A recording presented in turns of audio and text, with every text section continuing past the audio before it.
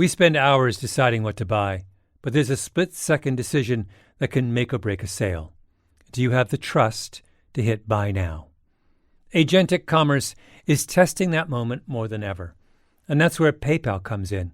With 25 years of checkouts, 400 million consumer accounts globally, and the benefit of purchase and seller protection, all of which make sure wherever a purchase starts, it ends with trust. Built for payments, growth, and agentic. PayPal Open, built for all business. Visit paypalopen.com. Purchase and seller protections on eligible transactions only. Terms apply. See paypal.com/risk-management for details. Liberty was never just a word.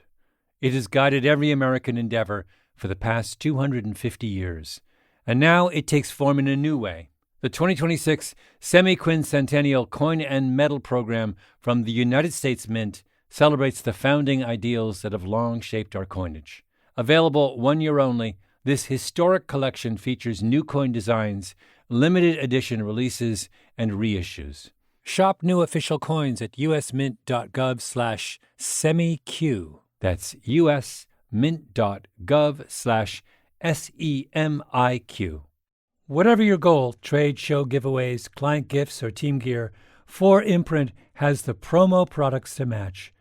With thousands of options, from apparel and drinkware to tech and totes, it's easy to find the right fit for your brand and budget, with standout choices at every price point. And with their 360-degree guarantee, you can be 4imprint certain your order will show up just right on time. Explore more at 4imprint.com. 4imprint, for certain.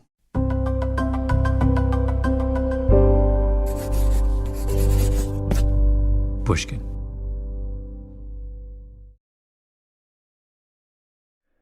Hello, everyone. Malcolm Gladwell here.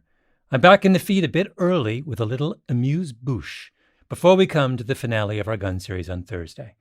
Airbnb, one of our loyal sponsors, asked if we could do an episode about travel.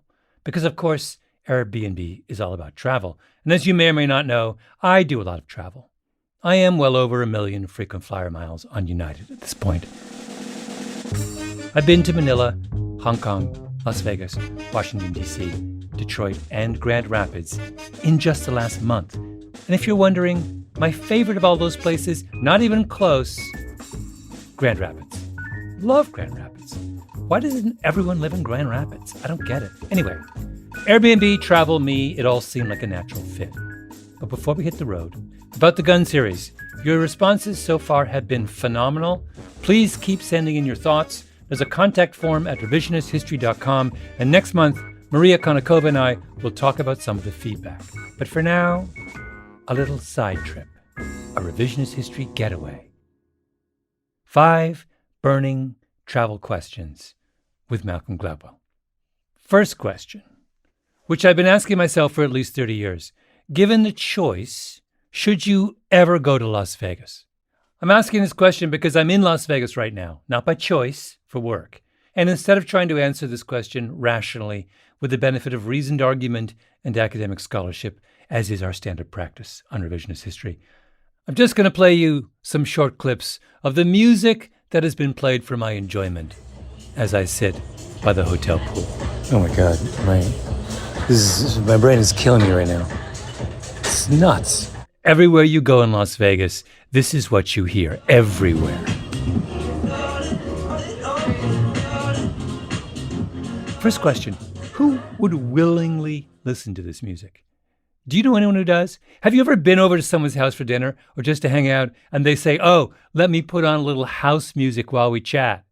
No, you haven't. But clearly, at some point early in the history of Las Vegas, all of the city fathers must have gotten together in a room. I'm guessing it was convened by Bugsy Siegel, the mobster who founded Las Vegas. And Bugsy was like, gentlemen, we're going to create a great city in the desert. People from all over the world, of every creed and religion, of every shape and size, rich and poor, great and small, will come here to this glamorous oasis to gamble away their life savings. What music shall we play them?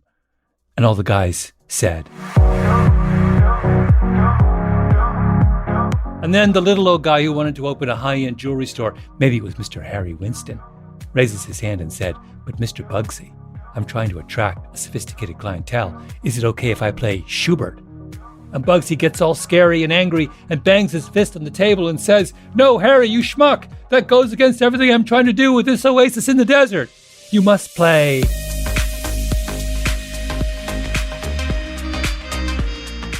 I mean, this is like the craziest thing ever. Maybe there are some 16-year-olds out there who like music like this, but I'm looking around the pool. There are no 16-year-olds here. It's all cranky old people like me.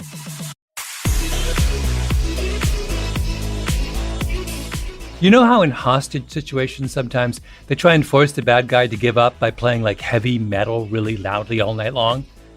I should be so lucky to be a hostage taker hearing heavy metal right now. So, short answer to question number 1. No, don't do it. Don't go to Las Vegas ever unless you absolutely have to. All right. Question number 2. What was the greatest road trip of my life? I think it was my first road trip. Summer, I believe, of 1982. My friend Terry and I were at that moment obsessed with Alger Hiss, the State Department official who in 1948 was famously accused of being a Soviet spy. Biggest story of the day. Huge drama ensues that goes on for years, with one side saying he's innocent and the other side saying he's guilty. Were you ever a communist spy, Mr. Hiss? No, I was not. Neither a communist nor a spy. That's him. And Terry and I were firmly of the he's guilty camp. So early one August morning, before dawn, we wake up. Terry won't tell me beforehand what time we're leaving because he says he doesn't want, and this is his exact phrase, to pierce the cloud of unknowing. We get into his mom's Pontiac. We drive from our little town in rural southern Ontario straight to Washington, D.C., 10 hours. And we visit every house Alger Hiss lived in during his long career of treachery, up to and including the famous townhouse in Georgetown on Peace Street, where so much of his skullduggery allegedly went down. We pull up. We knock on the door. 2 scruffy teenagers from rural Canada who haven't shaved or showered or slept or really even eaten for several days because we had no money. All we had was our youthful moxie and enthusiasm. So the door opens and we say, "Are you aware that you're living in the house of the notorious American Cold War traitor Alger Hiss?" They look at us blankly, and we're off. Our job is done. Then afterwards, we write up findings in a little essay called "The Many Houses of Alger Hiss," which opened with a long, florid, damning summary of the facts of the case, ending with a line, all of which leads to the one overwhelming question. Who was this man they called Alger Hiss, and where did he live? I mean, how do you top that? Later, Terry and I did a modified ballpark tour, Toronto, Detroit, Chicago, Baltimore, Yankee Stadium, but everyone does one of those. Who does the many houses of Alger Hiss? Now, you might think that this was just some youthful fancy, a teenage lark, but take out your phone. Google George F. Baker III, Harvard University. You'll see a picture of a handsome guy right around my age. First name? Terry. Professor of what?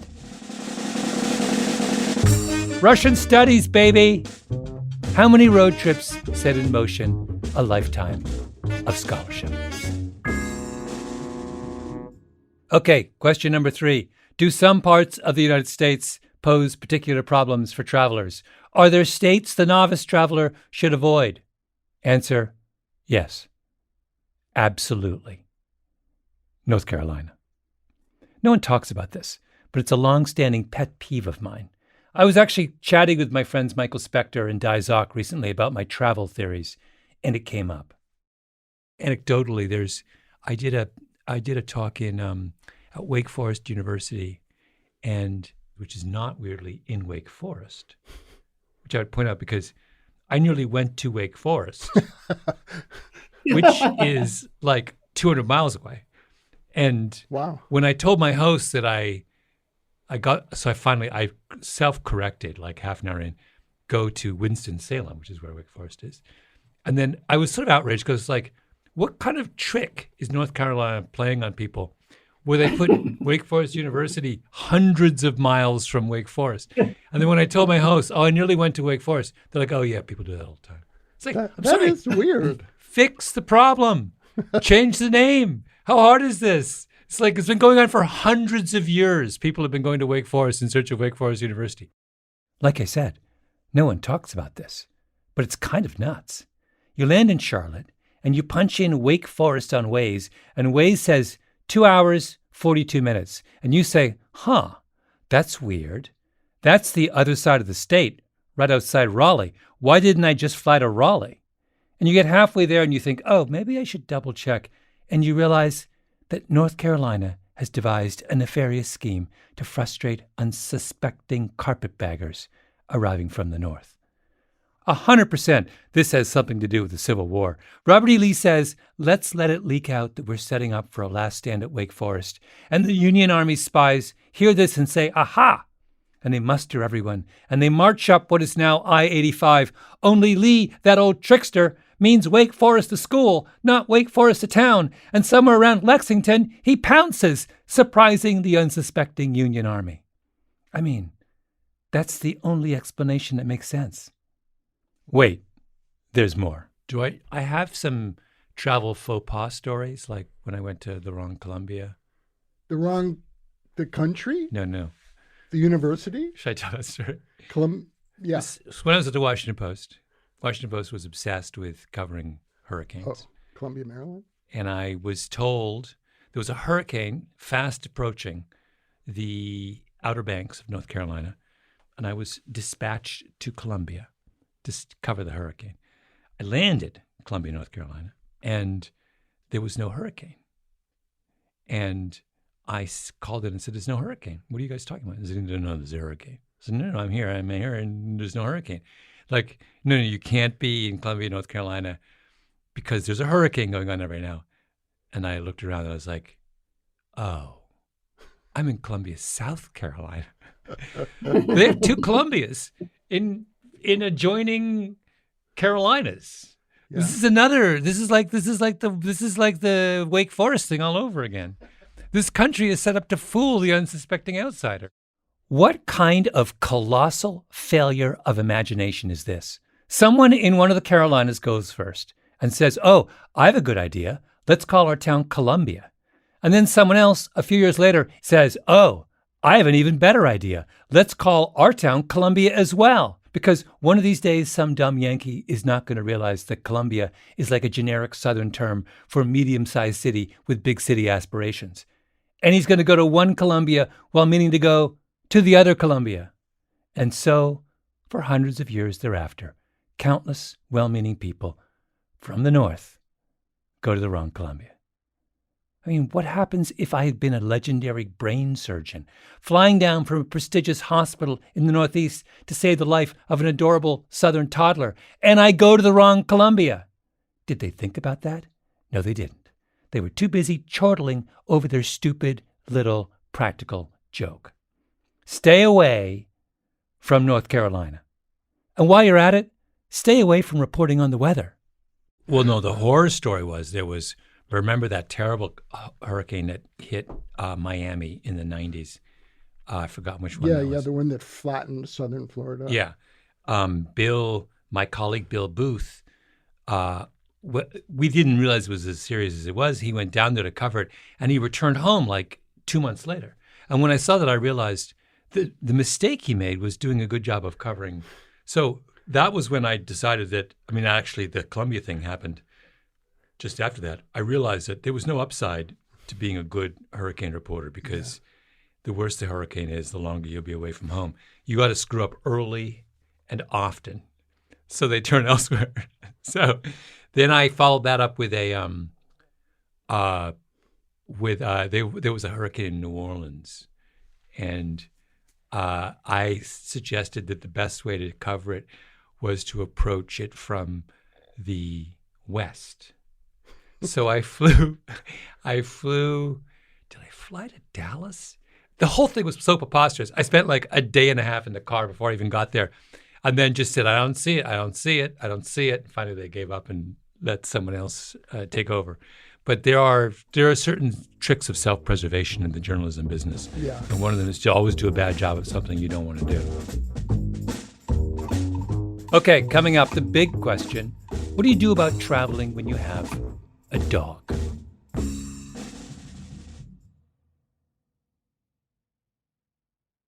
We spend hours researching products online and deciding what to buy, but there's a split-second decision that can make or break a sale. Do you have the trust to hit the buy now button? The way we discover and compare things is evolving, happening faster and influenced by new forms of intelligent advice. But the underlying trust question doesn't go away. If anything, it's more important than ever. That's where PayPal comes in. For more than 25 years, they've been a trusted way to pay. And now PayPal can make the agentic era of commerce work for merchants, letting them maintain control of their brand, their customer relationships. So even as the way we shop changes, the moment that matters most still feels familiar and deeply dependable. Built for payments, growth, and agentic. PayPal Open, built for all business. Visit paypalopen.com to get started. Purchase and seller protections on eligible transactions only. Terms apply. See paypal.com/risk-management for details. Liberty was never just a word. It has guided every American endeavor for the past 250 years. And now it takes form in a new way. The 2026 Semi-Quincentennial Coin and Medal Program from the United States Mint celebrates the founding ideals that have long shaped our coinage. Available 1 year only, this historic collection features new coin designs, limited edition releases, and reissues. Shop new official coins at usmint.gov/semiq. That's usmint.gov/SEMIQ. This show is sponsored by BetterHelp. BetterHelp's 2026 State of Stigma report surveyed 2,000 Americans and revealed that 85% of Americans believe getting support is wise, yet 74% say society discourages people from doing so. This makes no sense, right? If you have a toothache, society doesn't discourage you from seeing a dentist. If your car breaks down, society doesn't discourage you from seeing a mechanic. If your heart is literally broken, as in not functioning, society doesn't discourage you from seeing a cardiologist. But if your spirit is broken, if you're struggling with some burden, society says you don't deserve help. I think it's time to end this self-defeating contradiction. Your spirit is not less worthy of our concern than your heart or your teeth or your car. Which brings me back to BetterHelp. BetterHelp has quality therapists. They work according to a strict code of conduct and are fully licensed in the U.S. Don't let stigma stand in the way of support. Start therapy with BetterHelp. Sign up and get 10% off at betterhelp.com/Gladwell. That's better, HELP.com/Gladwell. So here's the big question. Why I gathered my friends Michael Specter and Zock for counsel. There's a lot of pressure right now in the Gladwell household for us to get a dog. If you do like an internet history search on any laptop in the Gladwell household, it's just dogs. You type in B and Google autocompletes Burmese Labrador mix. That's where we're at right now. Now, I love dogs, but like I said, I travel a lot. And it's hard enough without having to factor in another needy living creature. So I wanted to ask Michael and Di how they deal with the have dog will travel problem. And I would like to start out just by having each of you please give us the name and type of dog you own, and also a brief word about your dog's temperament. My dog's name is Linus. He's 5 years old. He's a Woodle, which is a cross between a Wheaten Terrier and a Poodle. And his temperament is, he is by far the mellowest person in the history of the Specter family. And Di? I have a black lab named Junebug. She's my third lab. She's, like all my other labs, ambassador of love. She is. When I had to choose between two labs in a litter, they said, okay, we have two girls. One is ball obsessed and one is the snuggler. Which one do you want? And I was like, That's a no-brainer. You go with the snuggler. Yeah.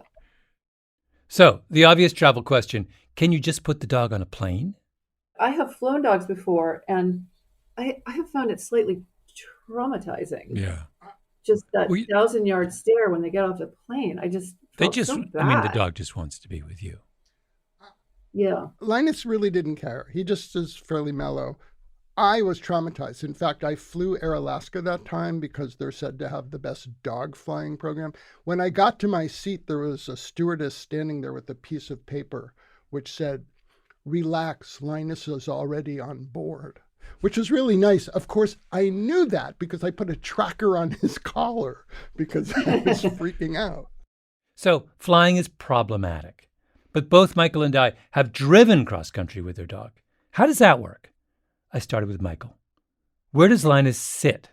Is he in the front seat or the back seat? Back seat. He tries to go in the front. In fact, he tried it again last week. But the problem is, like, if you have some sort of accident and your airbag goes, your dog goes too. Oh, yeah. So I've made a little shelf out of the back seat for him.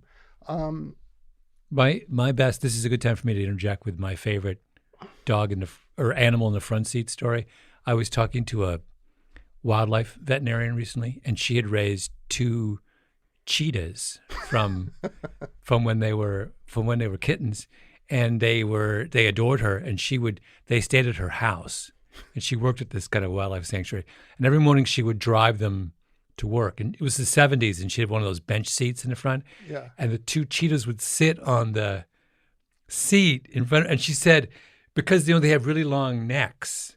So you would just see her and then these 2 adorable cheetahs. She said, the looks she got from other people on the freeway were priceless, I think is the word she used. Anyway, I'm always curious about where'd you put Junebug? Front or back? She was in the back too. I have one of those slings. Oh. So she would hang out in the back with her giant carrot stuffed animal and giant frog stuffed animal. When you say a giant, I've seen this carrot. It's a good 4 feet. It's a 4-foot long carrot, and it's a pillow and a security blanket. Yeah, I always gave him his bed, his pillow, and security blanket, and he would curl up in the back. But the best part of it was going to dog parks. I mean, I went to some crazy dog parks. I went to one in Amarillo where this guy had an Australian shepherd, and he was so into the dog. And I said, "Wow, what do you do? Are you a dog trainer?" He said, "No, I just got out of a federal penitentiary for dealing meth." I said, "Oh, okay." He said, "But now I'm totally focused on my dog." And we talked dogs. And then he told me where to eat in Amarillo. And, you can't get that kind of experience if you don't have a dog. Dog parks are the great leveling ground. Yeah, it's a great icebreaker having a dog anywhere. So, to recap, the reason to have a dog with you on a road trip is that you get to acquire giant fluffy carrots. It allows you to explore one of the great undiscovered American treasures, the dog park, and it greatly expands your social circle to include meth dealers. These are not compelling arguments. Yeah.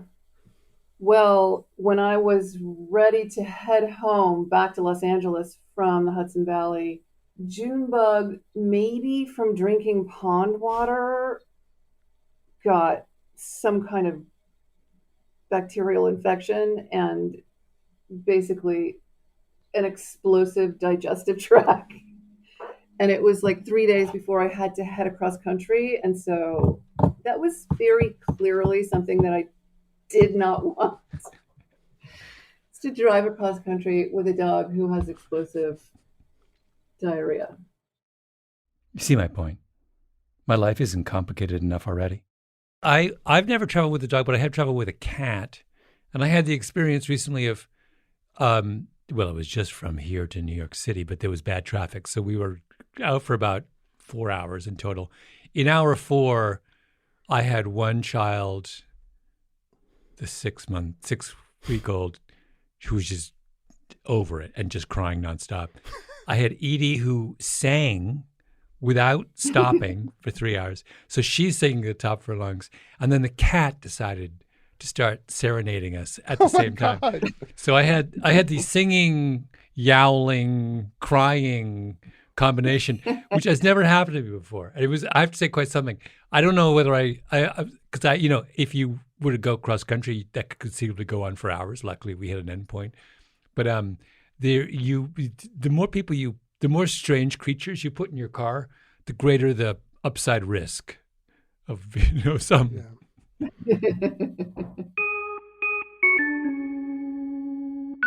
I repeat, the more strange creatures you put in your car, the greater the upside risk. Are you nuts? Don't do it.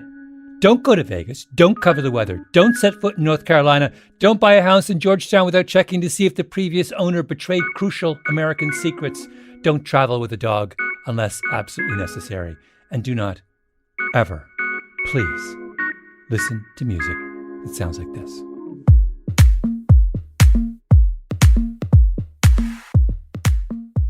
All right, everyone, that's travel advice from Revisionist History. We'll be back on Thursday with the conclusion to our 6-part gun series on Revisionist History. You won't want to miss the final episode.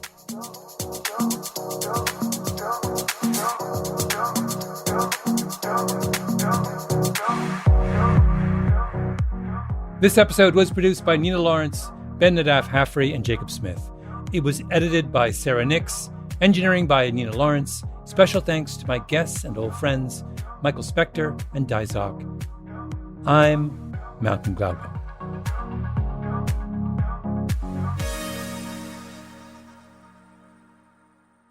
Oh, you're still waiting for question number 5, aren't you? Here it is.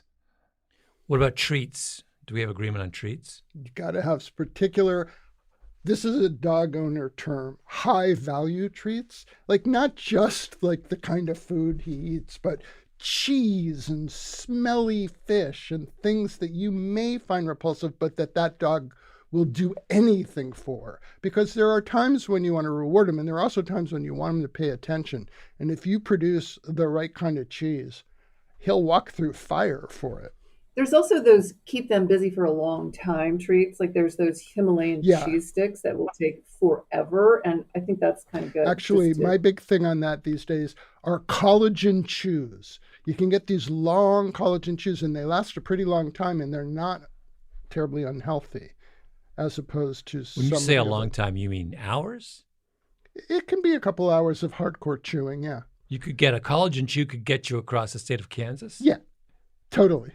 The thing is, my dog, I have spent 5 years trying to buy things for my dog that say, under no circumstance can your dog rip this toy apart. It's impossible. He's never lasted 24 hours with one of those without taking it down. This is like Alcatraz, Yeah. when they say no can never get it. Oh, someone else gets out of Alcatraz. We spend hours deciding what to buy. But there's a split-second decision that can make or break a sale. Do you have the trust to hit buy now? Agentic commerce is testing that moment more than ever. And that's where PayPal comes in.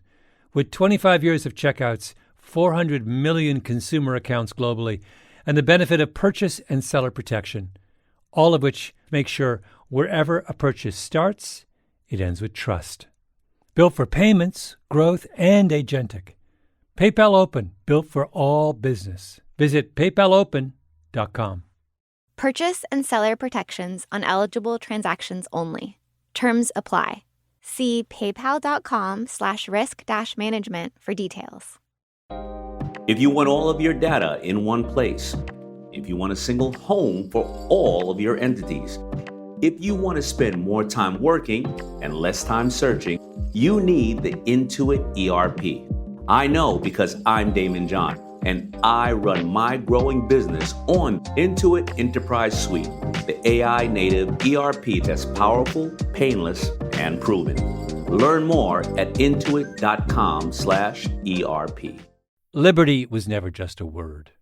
It has guided every American endeavor for the past 250 years. And now it takes form in a new way.